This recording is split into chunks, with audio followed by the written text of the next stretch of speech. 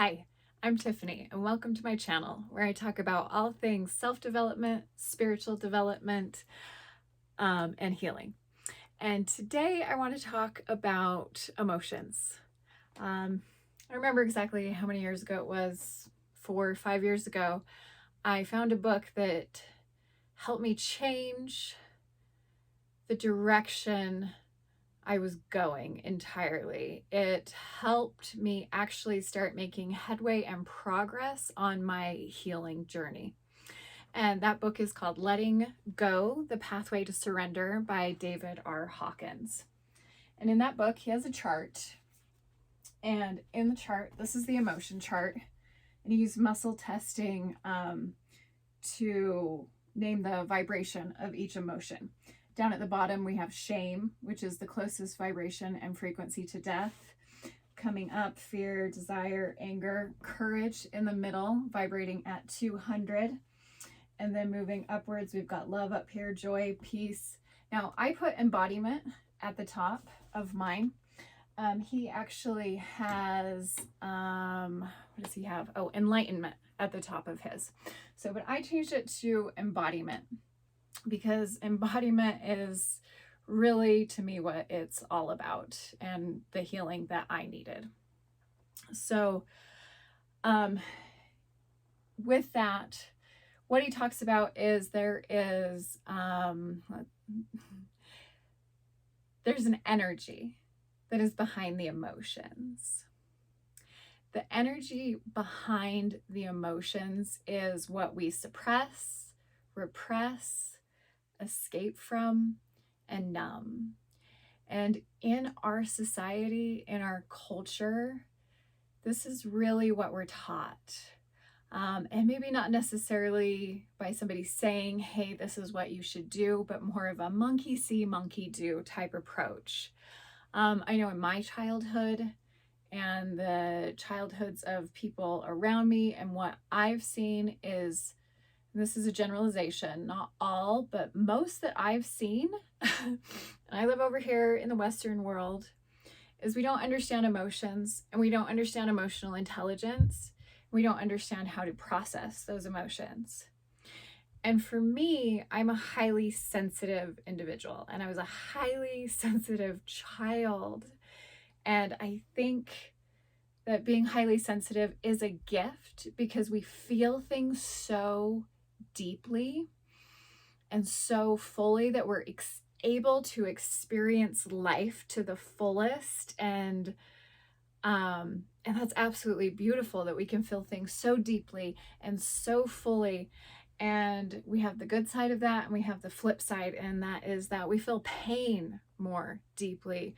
We get traumatized easier. And if our parents, I know I have great parents, they love me, they showed up, they did their best, but they didn't understand a highly sensitive child.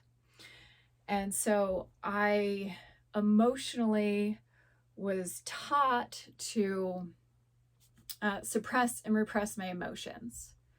I wasn't, like, the way I was feeling maybe was negative and not true.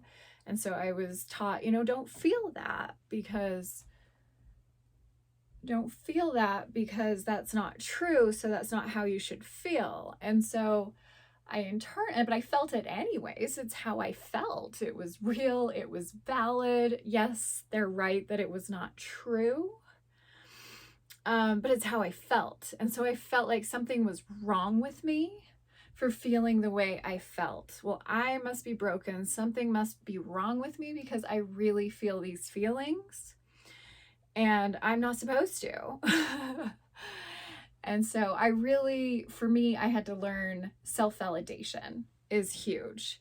And so self-validation is what, let's come back to the chart, back to the book, really, is what helps me surrender to feeling what I am feeling. I just want to run away from the emotions. I wanted to run away from the negative emotions. I wanted to run away from all of it because it's painful. It doesn't feel good. I was programmed to believe I shouldn't be feeling it. And I've struggled with addictions my entire life, and I see this throughout society. This is massive. We're addicted to so many things, and it's all because we're not able to sit with ourselves, sit with our emotions, sit with our feelings, and sit with our pain. And so it really is about surrendering to feeling what's going on inside of your body. Now, the book helped me understand basically the somatic energy.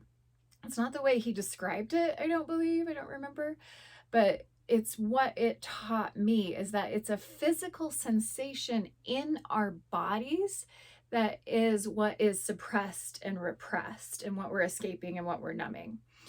And so if I surrender to feeling that sensation and allowing it to be in my body, and really not being working on, and it's a process, and you slowly develop more and more room and capacity. That's a good word. You develop more and more capacity to hold these feelings the more you practice. But the more you can surrender to feeling them, allowing them to be in your body, they will more naturally start moving on their own and start rising. And it's kind of like they're entangled. It's an energy block, right? Like, this is the energy blocks. This is where like energy healing comes in. And this works so much better for me than any Reiki or, anything like that, to actually like lean in, surrender, and allow the energy. It's intelligent, and allow it to move on its own, because it will go where it needs to go. We just have to get out of the way. And that's not always easy. We have to get out of our heads and into our bodies. One thing that really helps me when I'm having a hard time, I don't want to feel, a lot of times I'm in my head, I'm spinning out, and it's still a practice for me. I still am working on getting better and better at surrendering to the emotions and to the feelings. But it's a practice. And I lost track of where I was at. Oh well, it'll come back to me if it's supposed to. So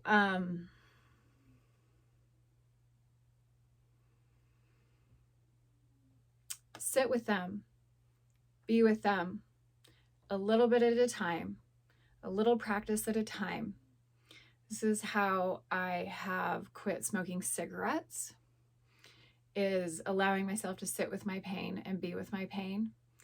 And energy healing, yeah, the energy, it will move on its own, and we just need to get out of the way. I think that's what I was saying. That's where I was at. We need to get out of the way, out of our heads, into our bodies, practice allowing it into the heart. That's what it is. Okay, thanks for your patience.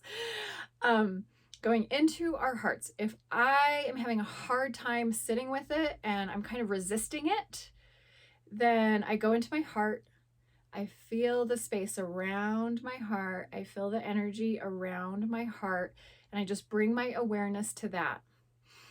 And for me, maybe just notice your breath, whatever feels good to you. Don't do anything that feels like you're trying to force your body into something else. We want to allow our bodies to do what they need to do. But I know if I breathe in for 4 and out for 8, I'm focusing on my heart area and telling myself I'm safe to feel this. I'm safe to be with this. Being in that heart space helps me feel it more. It helps me alchemize things. It helps me release the resistance to feeling it. And the resistance to feeling it, that's really where the suffering comes in. The suffering doesn't even actually come into feeling it and being with it. If we can allow it and remember that it is moving and it wants to move through us, and it will not last forever. It will leave, it will go. If we can remember this, that's how we relieve the suffering for it. We create the suffering because of the resistance to what we are feeling. So when I started learning how to feel my feelings, allow them to be in my body, somatically allow them to release, I really started gaining headway on my self-development, on my healing, on my spiritual journey, because it started clearing out that stuck energy. The energy, I was clearer, I was lighter, and then I can be more tapped in and more tuned into my intuition. Because I have more space. I don't have this gunk blocking it. That gunk is blocking us from connecting with our intuition, our authentic selves, and it really is the basis of our wounds. And so I think today I'll leave it at that. I've seen it work for me. I've seen it work for other people. I feel like it's a staple. And if it feels right to you and it feels good in your heart, give it a practice. Practice releasing the resistance. And if you are resistant, actually just don't resist the resistance.